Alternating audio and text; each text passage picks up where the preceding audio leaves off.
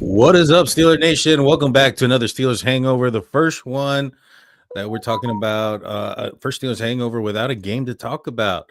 This past weekend, the divisional games went through. Now there's 4 teams left. Shannon, how you doing, my man? How was your weekend this weekend?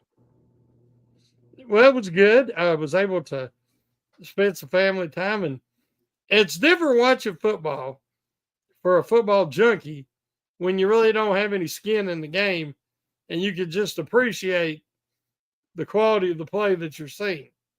So I enjoyed it. I did too. I got to see some of it. I wasn't indulged or anything like that into all the games. Some of the games that I was hoping were to, go one way or another did. A lot didn't. And but we'll go forward from there. The first game that we kind of talked about off air was the surprising one with the Washington Commanders beating the favored and first seed Detroit Lions in a surprising manner. I think that when you look at the score, it got kind of close at the end, but the Commanders kind of pulled away from them pretty quickly right away. A lot of mistakes. How do you see so the Lions fell pretty far? I think that was the biggest upset of the weekend. Mm-hmm. Um, how can you coordinate that with what maybe perhaps some of the Lions fans are feeling with how the Steelers fans have felt as of recent, given the Steelers exit last week? Well, if you think back, the Steelers got to the Super Bowl with Neil O'Donnell. Mm-hmm. They got to the AFC Championship game with guys, Cordell Stewart and they're. It's funny. The Lions' offense carried them all year as the defense kept getting more and more injured, and you got to admire how well coached they were. On both sides of the ball, and it's just they picked a bad time to have their first hiccup. And I think that week off, they did have a meaningful game, the last game of the regular season, to get that number 1 seed over Minnesota. But, anytime you take that week off there, it's easy to kind of get out of rhythm a little bit. And their mistakes early kind of killed them. And then, the Redskins, I was going to say, the Washington Commanders, they played loose. They went for it on fourth down multiple times and converted.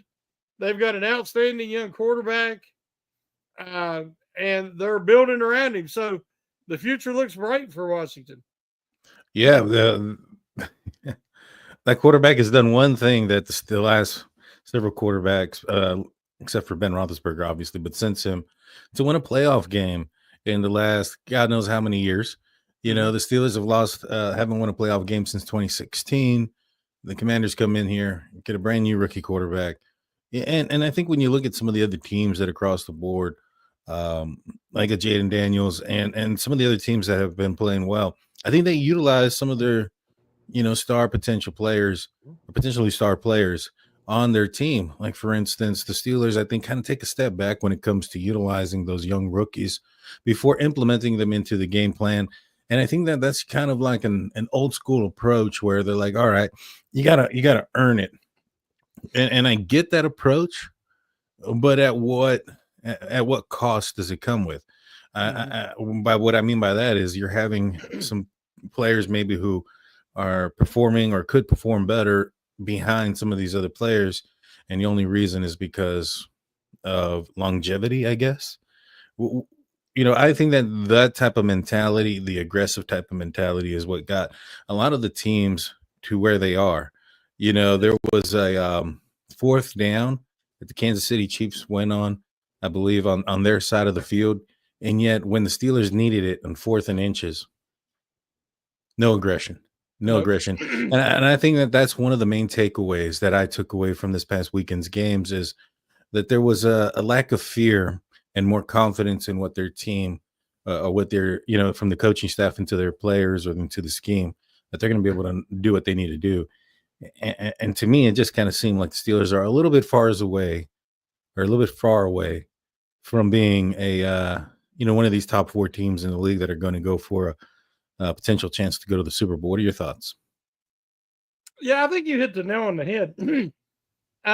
Years ago, when the Eagles beat the Patriots in the Super Bowl, I wrote an article that the only article I ever wrote for Behind the Steel Curtain, they didn't publish it. And I wrote it and I said it was called Keep the Faith. And what I meant by that, and I did mention that many of the Eagles players, including Peterson, their coach, were, of men of faith, and they were very close knit as a team. That kind of united them there. And during that championship run, Nick Foles had to come in, to take over for Carson Wentz, who looked like he had a chance to be MVP that year before he was injured. A lot of things happened. Then they went on and upset the Patriots in the Super Bowl. And they didn't publish the article because they thought I was talking about religious faith, and knowing me and as a Christian, they didn't publish it. They didn't want to get any backlash. But it really was, if they would have really read the article, it was talking about having faith as a coaching staff in your players to execute. There's a certain amount of confidence, a certain amount of competence, and a certain amount of courage that goes in to being a championship team. And, they had the halfback pass back to the quarterback that Nick Foles scored the touchdown on. And, they really went for it.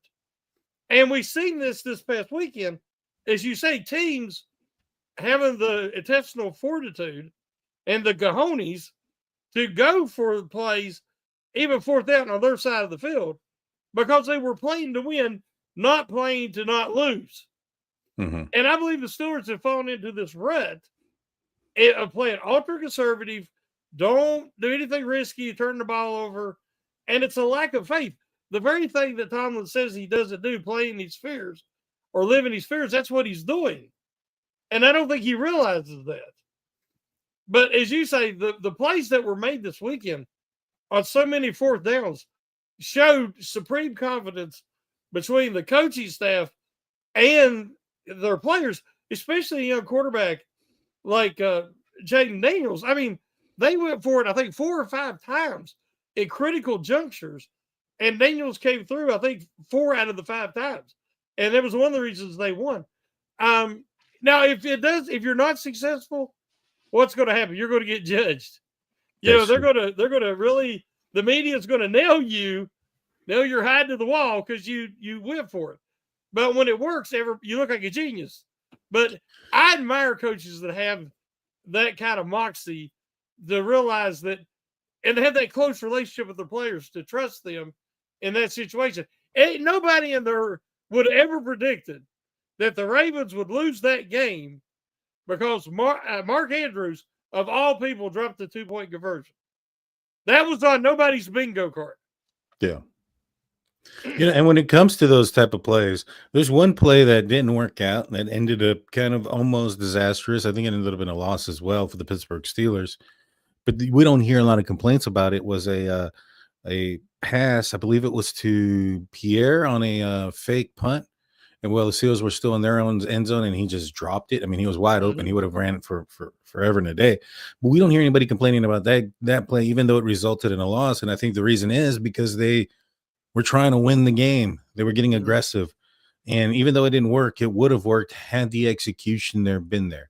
And I think that's something that is clear and cut of execution there. There's some times where, we're here, the coaching staff or some of the players say that execution is one of the bigger problems with this team. And, you're watching the game. I'm watching the game. They're showing the replays. We can see it from different angles. Not seeing anybody open. We're not seeing anybody targeted or any of those type of things. We're not seeing any plays that are designed to highlight the star players of your team.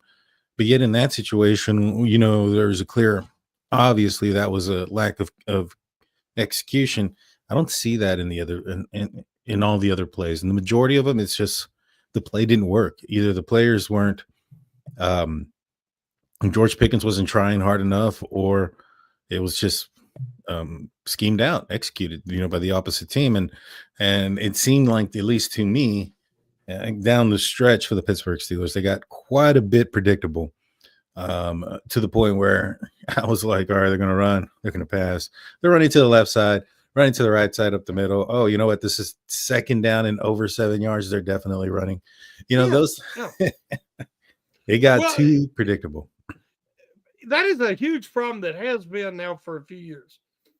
And we went through multiple coordinators. So now I'm starting to say, is this coming direct from the head? From the problem. And because they resemble too much. They still do not throw the ball across the middle. What happens when you throw the ball across the middle? A lot of congestion, a lot of guys coming wide open. But what also can happen? Tips, interceptions, different things. So Tomlin himself has said he likes to avoid that. Well, the problem is you're taking away half the field. You're taking away many big play opportunities. We got a threefold problem. The schemes and the coaching from both coordinators is not up to snuff. I think we can all see that. Everybody says they want to get a younger, mobile RPO type quarterback. That's what everybody wants, right? Right. And they want a brilliant offensive mind. The Shanahans, your McVays, your Ben Johnsons. That's all great. Yeah. Okay. How many Super Bowls has this guys won? Now they're all out of the playoffs now.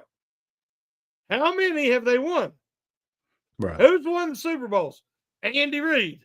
Now he's very creative too, but it's still not, RPOs and all this stuff so much. They're winning more now on defense than they are on offense. If you look, Mahomes didn't have a big game. Hurts did not have a big game. Josh Allen did not have a big game. It was these guys won by playing clean football. They had balance as a team. Offensive balance, defensive balance, special teams balance. We are getting too excited about offensive brilliance and young offensive-minded coaches and RPO quarterbacks, but Lamar Jackson and Derrick Henry set records this year. I think Lamar had, 3 interceptions all year? I mean, it was something crazy. Derrick Henry went over 2,000 yards. I mean, but what did it get him? Again, I go back to the bottom line and why I keep saying I don't think Lamar's going to win a title. Because, and I don't blame him, that loss was not on him. That was the best game he's played in a playoff game. In that big moment to go to the AFC Championship. That wasn't on him, but he did make his mistakes.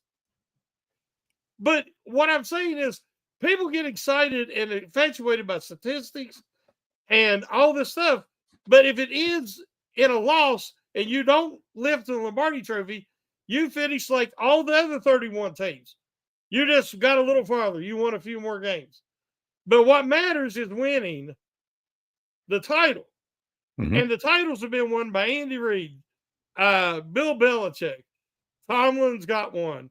Sean Payton. I mean, there's some guys scattered in there. But none of them are what you would call brilliant young offensive minds. They all paid their dues, got to the point, got the complete team of balance, and they won. So the problem is the Steelers are farther away from winning a Super Bowl than anybody realizes. Because they're more than just one quarterback away from being there.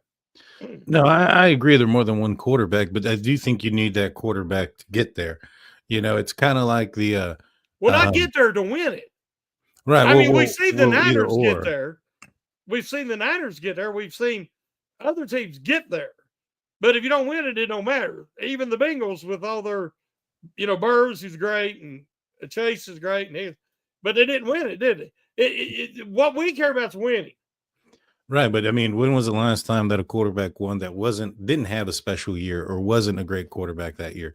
I mean, a lot of people have pointed at Trent Dilfer. I mean, that was over a decade ago. The NFL has changed since then. Yeah, and so I think you do need to have somebody at the quarterback position because that is probably the most important one and one that is the least likely to get a backup to replace and step into the the right so that the bar doesn't drop too far.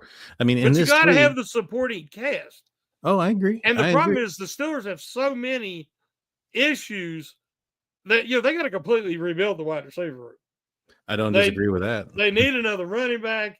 They need another lineman to get some guys healthy. They need to get chemistry there. And on defense, they need defensive lineman bad. They need to change the way they play in the secondary, whether it's change the personnel or change the scheme. They got to change something. Because if Yeah. you look at all these teams in the playoffs, how many great linebackers can you just call off the top of your head? There's great defensive lines, there's great secondaries. Usually they have both. Mm-hmm. The linebackers are just, they're making the multitude of volume tackles because the defensive lines are making plays and tying up blockers, and the secondary shutting down the passing games. And the Steelers are we're still living in the fact that linebackers, and I love linebackers. That's my favorite position. But the problem is they don't have the same impact they did have. Right. And the rules has also changed those impacts as well. Yeah, You you know, can't take somebody's head off anymore. exactly. Especially if their name is Mahomes, you can't breathe on the guy. You look into him the wrong way. You give him that evil lie, they're going to get you for roughing the penalty. Well, that was ridiculous this weekend. That was ridiculous, dude. I was like, come on. I mean, even the broadcasters they're getting sick and tired of the favoritism, and it's not just that. It's also the fact that this guy flops all the time. There was times where you barely rush by him and he's throwing himself on the ground trying to get a penalty, and it's like that should be a penalty. If it's a clear flop, it should be a penalty. An unsportsmanlike conduct penalty for the person that's flopping too. But yeah, the referees are just they're trash. He reminds 100%. me at times of LeBron. Mm-hmm. Yeah. Built like a brick house that just gets tapped on the head and goes down like somebody. How many stitches is he going to need? And there ain't even no blood. I mean, Mahomes is he sells and then he gets up and I'm okay. Yeah. That's funny. There was that time that LeBron had to be carried off by four guys because he had a cramp. That was hilarious. But yeah, to go back to that, the quarterback position, in my opinion, is real. I do think you make a good argument there when it comes just to the mobility aspect. It needs more than that. I do think that when you look at Josh Allen, you do look at Patrick Mahomes, there's some mobility there. More so with maybe even Allen, given I think he actually does some RPO game, but he's more of a dangerous player with his arm, and which is allowing him to be a dangerous player with his legs because you have to account for the ability to throw. For the Steelers, in my opinion, when you look at the quarterback position, I know a lot of people are saying they're going to go back to Fields. They're going to go back to Fields, going back to Fields. It's been like a week or so, and the Steelers have signed some other quarterback futures contract, but they haven't signed Fields. They haven't signed Russell Wilson. There's nothing that's preventing them from signing either of these quarterbacks, correct?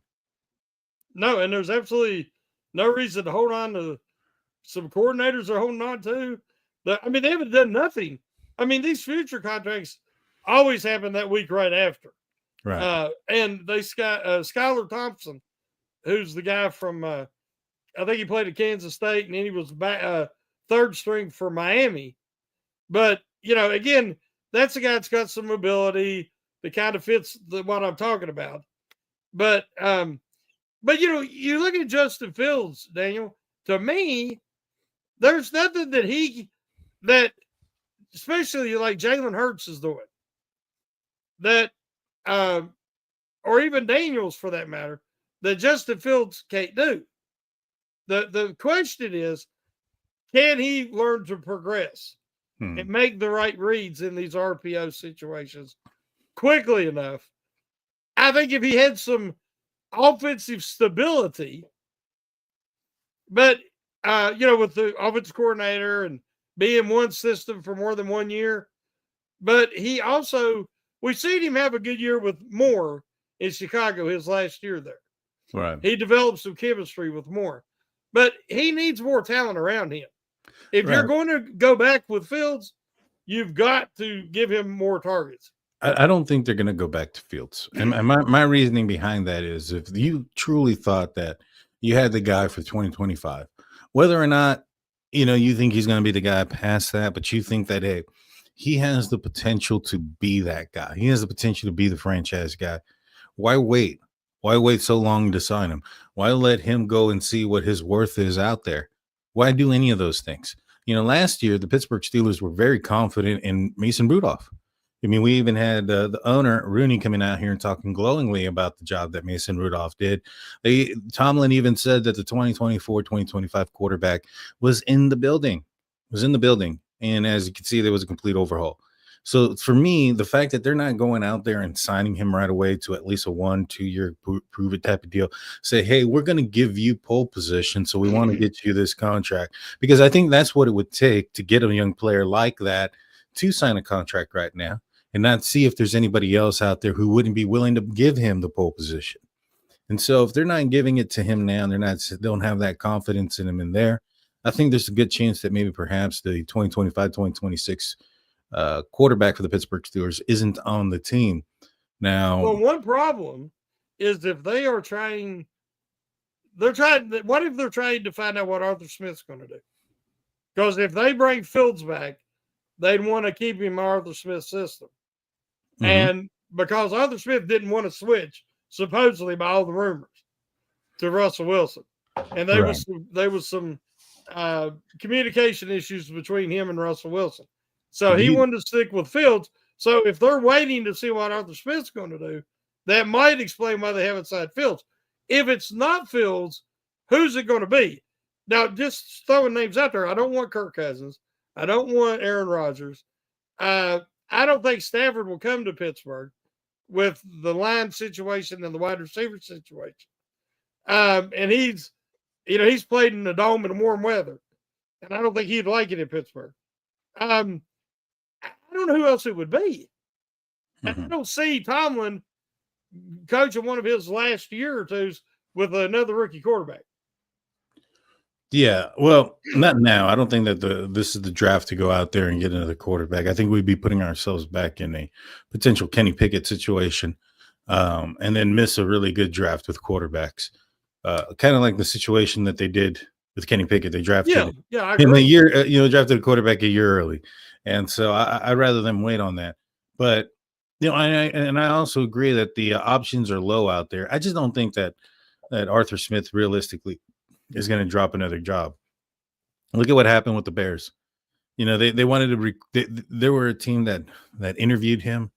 They also asked to speak with Tomlin, and as soon as the offensive coordinator for the Lions was available, they hired him.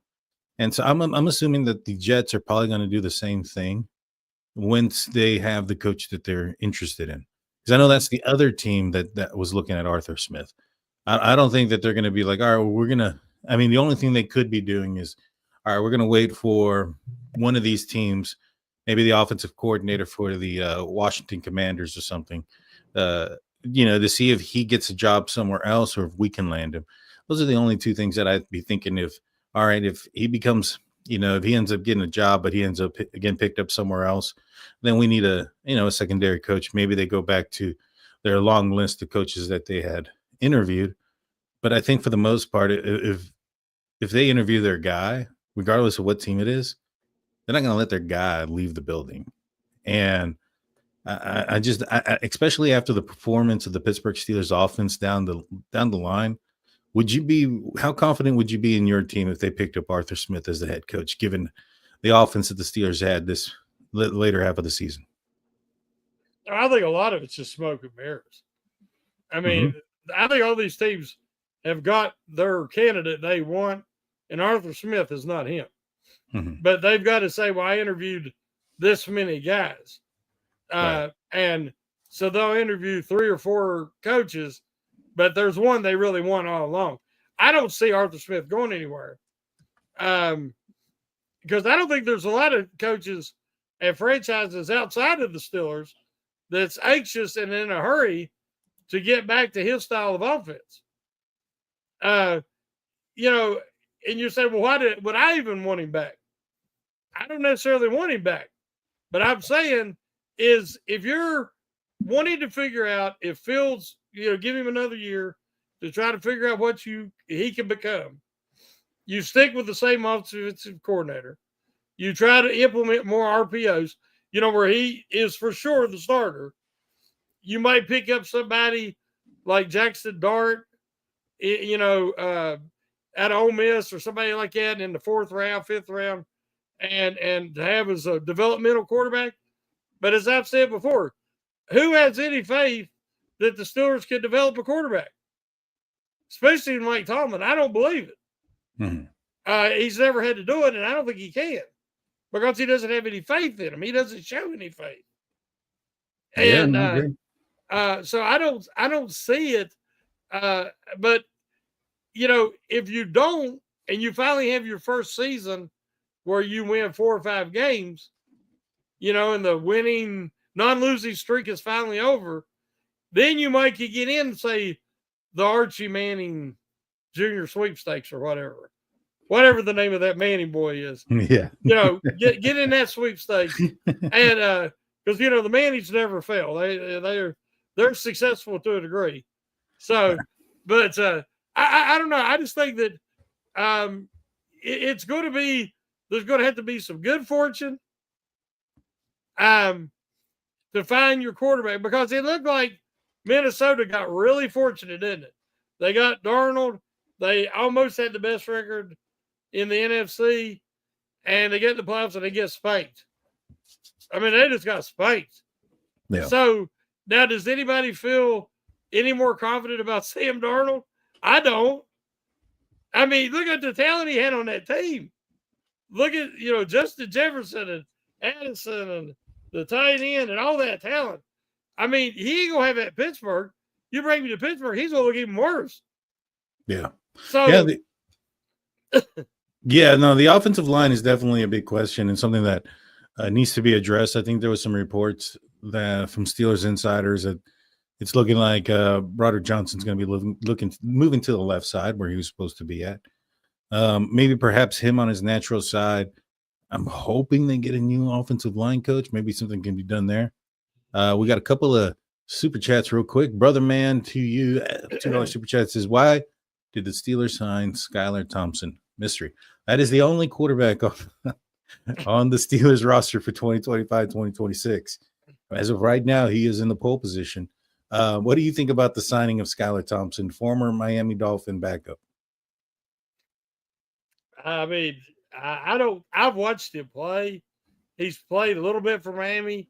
He's had some good preseason games, but I think he was available, and they got to say we got at least one quarterback on the roster because, as you said, the other 3 are free agents. So, I just think that, when they start their offseason program, you got to have somebody there that might can throw the ball around a little bit. There you go.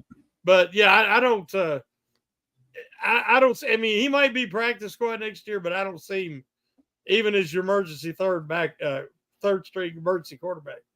I wonder if he surprises me.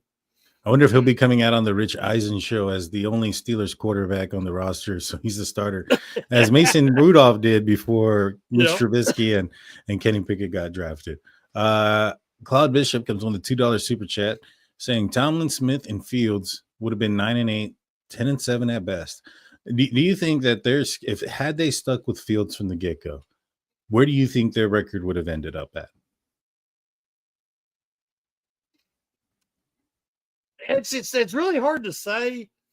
I know that Wilson and his ability to throw the deep ball did open things up, the moon ball or whatever they call it. But, a lot of it was the late season defensive collapse too. So, I could see 9-8, 10-7 again. Those last 4 games was going to be a problem regardless. But I do believe that Fields with his legs kept things more honest. As I said, the last game, they brought Fields in just to hand off to Warren. Now, they had tried to make 3rd and 1 those last 4 weeks many times and couldn't do it. And just the threat of having Fields, he turned and he handed the ball to Warren, and he just kept going and floated out into the flat and took 2 Ravens with him and Warren was able to pick up the yard he needed. Mhm. The threat of having the guy, even if he didn't run it, which he didn't, was enough to influence the defense, to keep the defense honest. It opens up things. And Wilson was beyond that point. Yeah. I think that there may have been some games that Fields could have won. You're speaking about one of them, um, or in my opinion, the one at the end against the Cincinnati Bengals. I think Fields could have won that game. I think there's some games that, and I think Mr. Woodside said it as well, that he loses in. He probably loses the game in Cincinnati where the score had to be 44 points, for the Steelers to win. The only thing that I do think that may have been a better outcome for the Steelers is I think that maybe there would have been a lot less 3-and-outs. There was some 3-and-outs there where it was run, pass, punt. And I think that if he was still there may have been more of a threat to make sure that he's not running the ball. And I think maybe those runs could have equaled into better third down passes attempts or whatnot. So maybe perhaps the defense isn't on the field as often and they're not getting as tired or as banged up. So I can see a world where in the end, the Steelers have a better team. But as far as the outcome comes out, I still think that they probably end up with a first round knockout in the playoffs, regardless if Fields would have stayed in or not. Yeah, because they had more problems than just the quarterback. Yes, sir. Brother Man is asking, is Fields better than Thompson? That'll be a question that we're going to go to the break. What do you think? Is Fields better than Thompson? Not even close. Yeah, I don't think so. Listen, anybody that says that Fields doesn't progress well enough, I'll agree with you all day long. All day. But anybody that's questioning his talent, his athleticism, or saying that we know that he can't develop at 25 years old, if he would finally, Chicago is where our quarterbacks are drafted to die.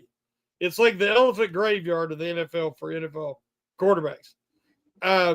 And the Steelers are no better under Mike Tomlin. If it wasn't Ben, none of these other quarterbacks have been able to be successful for very long under the systems and the schemes being run by the Steelers.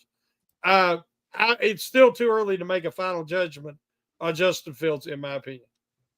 I agree. I think with Justin Fields, I think the sample size was a little bit small. I think that the play calling or just the scheme was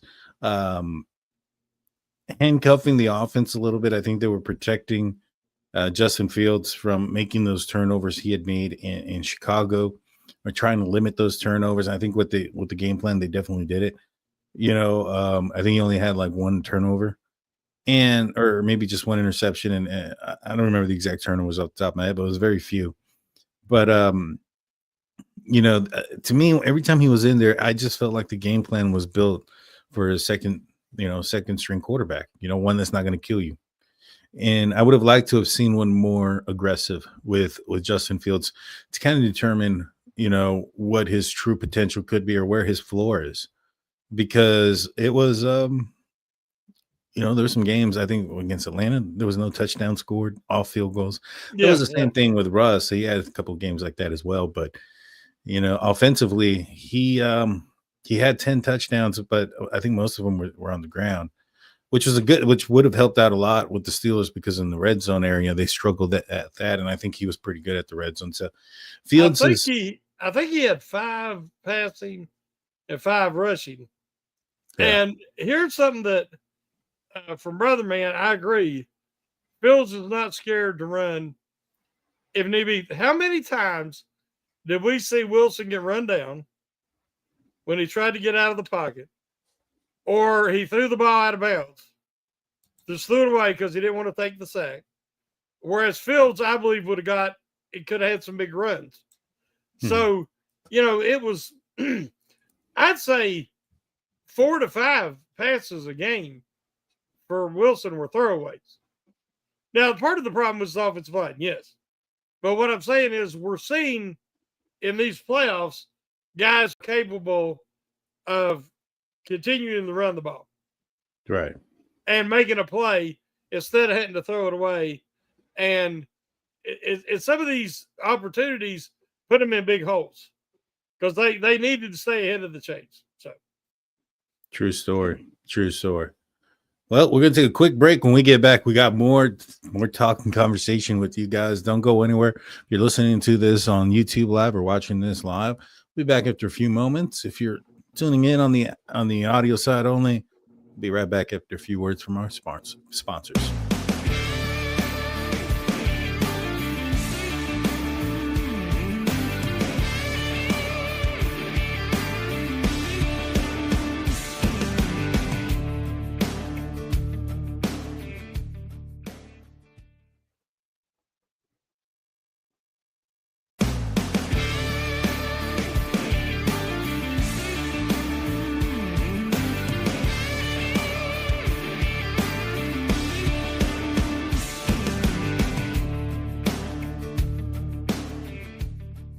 And we're back. Welcome back to the Hangover. Thank you for sticking with us.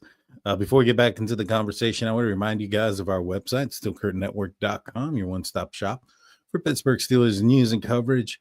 Go check it out there. And while you're there, you can check out all the other audio-only podcasts. If you're listening to or watching only the content that is put out on YouTube, you're missing quite a bit of content when it comes to the Pittsburgh Steelers, including my own very own show on Saturdays that comes out at around, I think it's 11 a.m. on Saturdays Eastern, and it's called State of the Steelers. You don't want to miss it. Go check that out. Give us a 5-star review, the whole 9 yards. Without further ado, let's get back into the conversation. Now, I know you mentioned earlier that you didn't think that Matthew Stafford would come to Pittsburgh.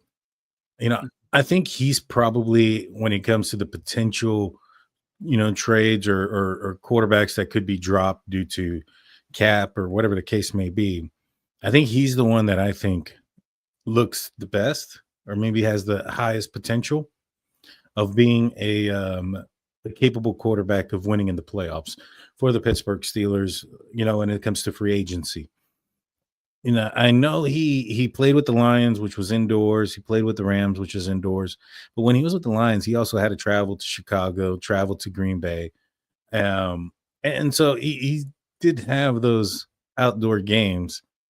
I don't know. I mean, I think I would be comfortable with Matthew Stafford. Is there a quarterback out there that's not on the Steelers roster this year that you would be comfortable with? Yeah, I was talking to some other colleagues. I start my draft preparation and my draft evaluations after the combine. Mm-hmm. And that's about when I start looking at really realistic free agent options. And so I'm really not sure who all might be available, who might come up on the trading block. One guy that I've mentioned, it's Tyson Bagent from the Chicago Bears, who backed up Justin Fields, and last year he backed up Williams. He's the quarterback from Shepherd University. And if you got a chance to watch Hard Knocks or watched him play any, I really like him in that he is athletic. He's got a big arm. He processes well, and he's tough. His dad was a world champion arm wrestler, and that's where he, his main claim to fame was. So I started really watching him. I'm like, that kid's good. I could try to trade for him. I would, yeah, and make him the number 2 behind Justin Fields. I would still rather have Fields back than anybody has suggested so far, because again, Matthew Stafford, he's won his Super Bowl, he's got his Hall of Fame numbers. I mean, he played with Puka Nacua, who I would trade George Pickens for in a heartbeat. He had Cooper Kupp when he had maybe the greatest wide receiver season outside of Jerry Rice I've ever seen. He had a lot of talent on skill position for the Rams. And watching Matthew Stafford reminds me of Ben. Mm-hmm. Watching Josh Allen, especially throwing the ball, reminds me of Ben. Now, Ben couldn't run the ball like Josh Allen does, but those are guys I really like watching. And I like Matthew Stafford a lot. I just don't want to see him come to Pittsburgh with the lack of talent in the wide receiver room and get his brains beat out for his last year. That's my only thing. I would rather go with a younger guy and try to catch lightning in a bottle with a guy like Phil's Pageant, somebody like that. Mm-hmm. But no, I'm a big Stafford fan. I just don't know about the fit. Yeah, no, that makes sense. He is up there in age as well, creeping around the upper 30s.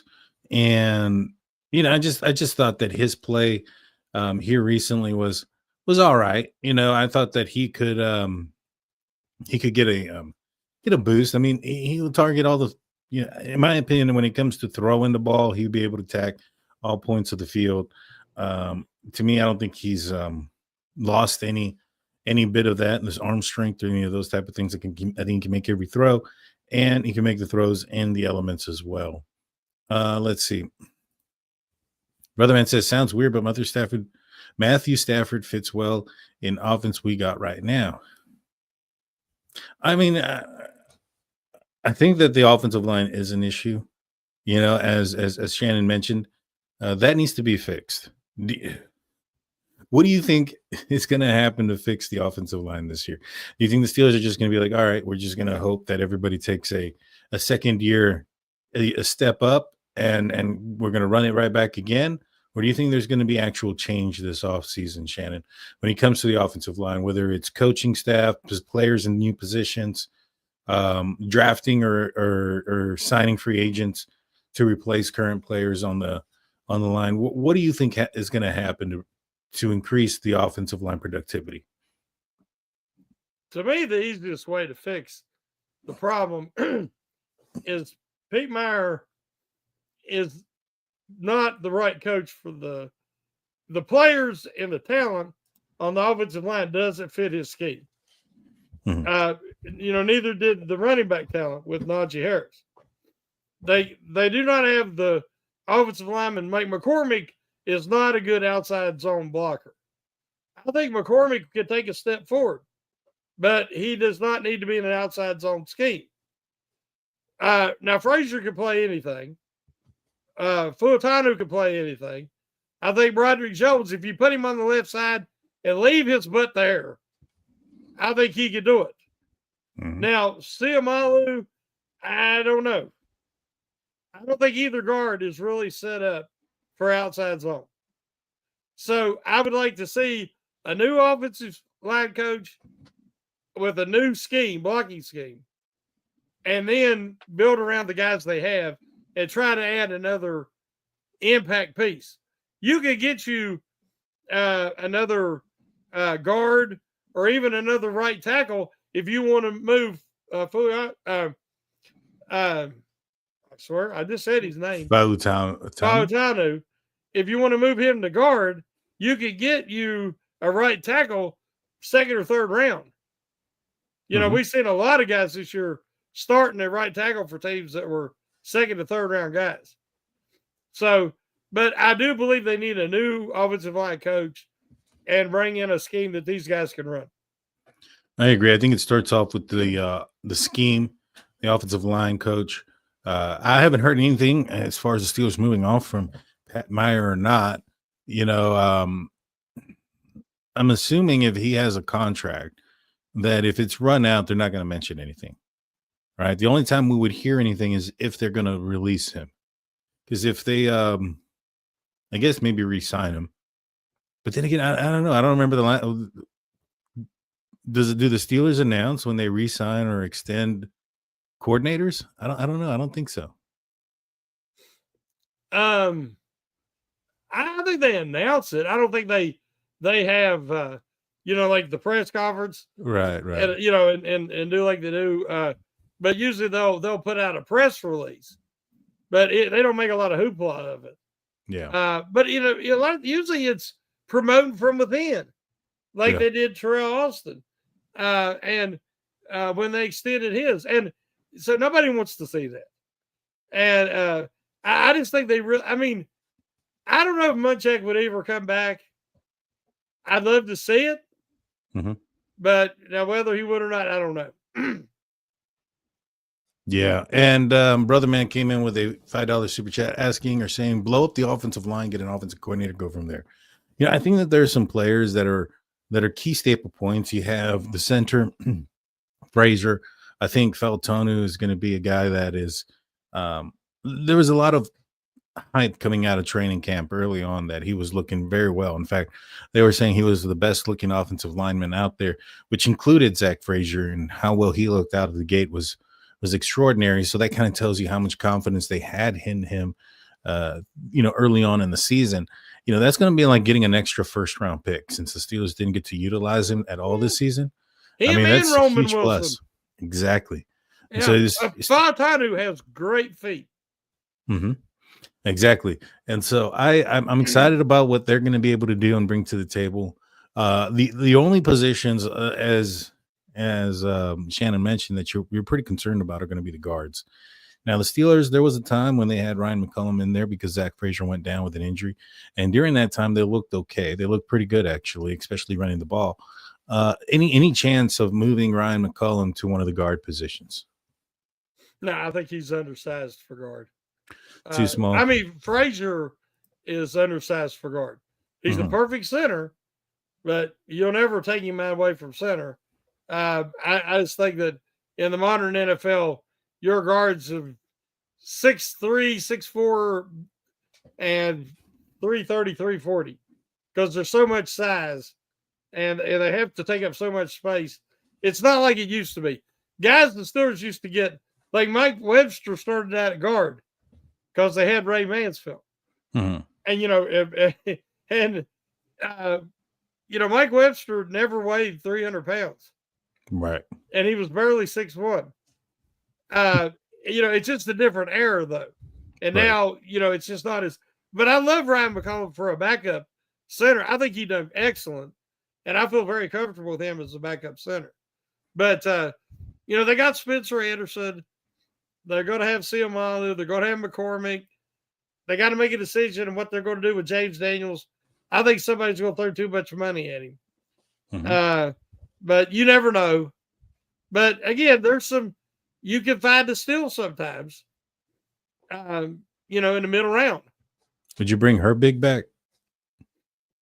Uh, Herbig, when he was with the Jets, I remember him being a bulldozer. I mean, just dominating the guy in front of him. Not so much as a pass blocker, but as a run blocker. But for the Steelers, he was never that aggressive. And he never really moved bodies like he did when he was with the Jets. So, if the price was right and, and he wanted to come back, but I don't know. He just hasn't been a good fit for the Steelers. Interesting. Maybe perhaps the scheme is making some of these guys question what they're doing, and Yeah, you're he's not a questioning. good zone blocker. Yeah, if you're Yeah, that yeah. too, and if you're questioning what you're doing, you have to think in the moment you're going to be behind. I mean, you're going to be slow. Yeah. Some of these, you got to be in a scheme with that like the back of your hand. Muscle memory is everything, and that way you're moving fast. And I just think that to myself that maybe perhaps the scheme is a little bit too complicated. This isn't the first time that Pat Meyer's offensive line has been criticized based on some of the intricacies of the offensive line and some of the things that he's expecting his offensive line to do. I think it can be confusing at certain times. I mean, we saw in the last game the Steelers had Dan Moore and Broderick Jones going behind the line of scrimmage, being pulled at the same time into each other. It was So ridiculous. yeah, it was one of those things where I remember the wide receivers running into each other in the middle of the field. It was part two there, and it was a worse. It was worse than the original. to me, it was just, yeah. I think this offense is just maybe perhaps a little too much pieces of this, too much pieces of that. Pat Meyer was part of the Matt Canada regime, or so to speak. That's where he worked mostly with. You had Sullivan, you had also the running backs coach who also stayed. You have bits and pieces of different philosophies, and I think that's what we're seeing. We're seeing a complex system here instead of saying, all right, Arthur Smith, why don't you hire your quarterback coach, your running backs coach, your that's going to fit and do things the way you want this offense to do it, instead of keeping some of these guys around for so long. And I get it, it's probably because of the money aspect. They don't want they hired these guys, they extended these guys, even though it didn't work out with the offensive coordinator, that guy's are well, Canada was getting a paycheck for not being there at least a short time. And these other guys, you don't want to also be paying them to be sitting on the couch. That's kind of the sense that I got, which is why they've had this mismatch of philosophies. But I think that plays a huge role in why we're seeing such uh, an offense that's struggling so often and having some of the same repeated issues on and on again. What do you think? It's on both sides of the ball. That's true. The problem comes from the fact it's guys that Tomlin feels comfortable with. Mm-hmm. And he's like, okay, we'll keep Solomon and we'll keep this running backs coach and we'll keep this one because I'm comfortable with them. And we'll replace the other guys with guys I'm comfortable with. And we're all going to be comfortable. And they're a bunch of yes men. And then you have the same crap every year. Therein lies the problem. And I'll continue to call him the problem because that's what it is. Mm-hmm. And that's why we see what we're seeing. I mean, we see the Carolina Panthers look like the worst team. Bryce Young looked like the biggest wasted draft pick, the first overall pick in the draft, that I can remember. And at the end of the year, they almost beat the Chiefs.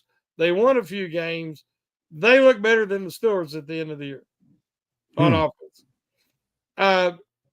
I mean, we have to really, even these teams that are going to be picking in the top 5 had some moments the last month that they could build on and say, well, we had this or we had that. The Steelers don't. It was an utter and complete collapse. Any other coach, the seat would be hot, but not in Pittsburgh. Yeah. And they have done nothing. They haven't even offered up a scapegoat. Mm-hmm. And it's very frustrating. I agree. Claude Bishop, $2 super chat says Danny Smith is the only coach worth keeping. Now, when would we have ever thought we would say that? But I will have to say that his job that he did with the special teams this year, and with especially Waitman, the punter that had to come in, they finally went out and paid some money and got this punter, and we thought, man, everything's great now, and he gets hurt before the season. But Waitman did excellent. Not just punting, but as a placeholder. And that's true. So Danny Smith, I'll give him his due. He had an excellent year as a special teams coach. Yes, sir, he did. I mean, I think it was the best special teams job in the entire NFL this season. Yeah. When it comes down to, and it could have been bigger. There was several opportunities that they had where they forced some fumbles, just didn't jump on them in time. So it could have been even a better year for Danny Smith and with a lot of new faces. That's true. I mean, he had to get them all together, and he did. Yeah, there was even a time that Boswell had a 40-plus yard punt. Yes, remember that? Exactly. in a clutch moment. I mean, that was just, it was an insane year thinking about everything that occurred throughout the season. And it stank at the end, but just kind of thinking about everything that the Steelers went through, those are some good memories. It'll be a long off season, man, to go through the free agency and then the draft and then OTAs and all those other deals. It's going to be a long road to waiting. Then what's the next step? When do you think we're going to finally hear some news about something? When would you expect it? The Steelers do everything on their own timeline, so it's hard to even predict. Mm-hmm. Moves I don't like to see already made because, you think, well, you got the whole offseason.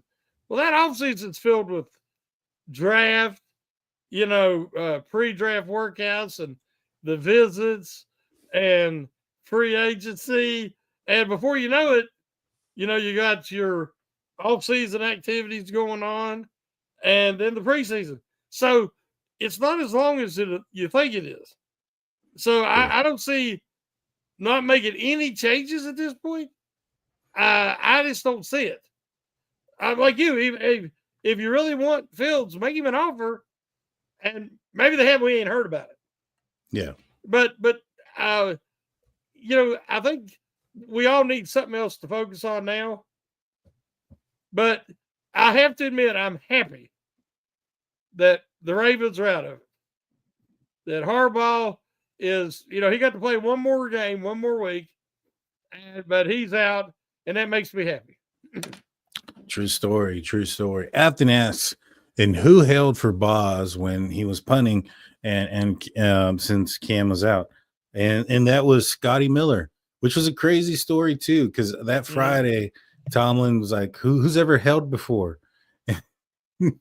He's like, I have. So he practiced it a little bit that Friday leading up to that game. So crazy stuff.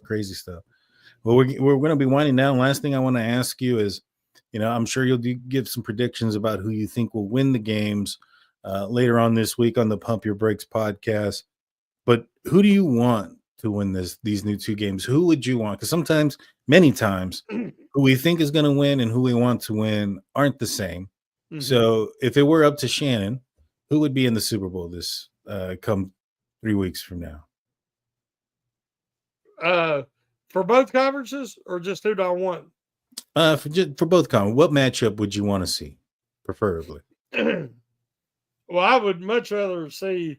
I really love Daniels. Mm-hmm. I love to watch him play. I love the young man's attitude. I've never been a big Washington fan, but I do love Daniels. But I guess I'd like to see the Eagles and, of course, the Bills. And the Bills is who I want to see win it all. I like Josh Allen. I like their coach. I like the way that team plays together. How many drama? They got rid of Diggs and some of the drama guys. How much drama have you seen in Buffalo this year? They are a team. They are a unit. They all stick up for each other. They all play together. Other than Josh Allen, they don't have a superstar among them. But that's just a good, solid football team. And it's well coached. And I really would love to see them win it. Their fan base went to 4 straight. Nobody's done that. Lost all 4. Nobody's done that. So in my heart of hearts, if I could pull for somebody, I wanted to see Detroit and Buffalo. Yeah. Well, that's out the window. So now I'm pulling for Buffalo. Yeah, I was also wanting to see Detroit. And on the offensive side, I just didn't want it to be the Ravens or the Chiefs. That's the only two things that I was wanting. So for me, with how it goes left, I would definitely love to see the Buffalo Bills be the representative for the AFC in the Super Bowl. And for the NFC, I'm not really a fan of the Eagles. I don't like a lot of stuff. There's been, their fans aren't the greatest. I mean, there's been that whole thing that went viral. One guy lost his job, lost everything, is banned from the stadium there in Philadelphia for what his comments towards a Green Bay Packers fan. I'd rather see Washington go. And as far as winning it all, if it ends up being Buffalo and Washington, I could care less. I think, I'm the kind of guy that just kind of roots for misery, maybe. So maybe a wide right miss and Commanders win. I think that would be a horrible thing. No, not again. So that's kind of where I'm at on that one. Because if it ends up being Buffalo and it ends up being the Commanders, I really don't care. But if it ends up being like the Chiefs and Commanders, that's kind of when I'm like, all right, Commanders need to win this game. Yeah, I'll be rooting for the Commanders if it's the Chiefs, definitely. Even if it's the Chiefs and Eagles, I'm going for the Eagles. Yeah, I agree with that too, yes. But, who we go for and who we think are two different things. So you're going to have to tune in and catch out who we think is going to win. Mm-hmm. You're going to have to tune in to the Pump Your Brakes podcast for Shannon White. And you're going to have to tune in for the State of the Steelers podcast. On Saturdays, it's on the audio side only, so you're going to have to go and check out all those podcast places to make sure you listen in. Any final words there, Shannon, before we call it a show? Well, I know it's the off season now, but we're gonna still be talking Steeler football each week, and we're gonna have fun and learn and share things with our community. So definitely keep tuning in. Yes, sir. Yes, and for everybody else that's tuning in on the YouTube side, please give us a like and a subscribe. Ring that notification bell, and wherever you're listening to, please share this content with your friends, family, Steeler family. Let's get the word out. Steel Curtain Network is going to be your number one stop shop for Pittsburgh Steelers news and coverage everywhere. So make sure you go and share that for us. We'd appreciate that. With anything being said, Shannon, take us out. Woo!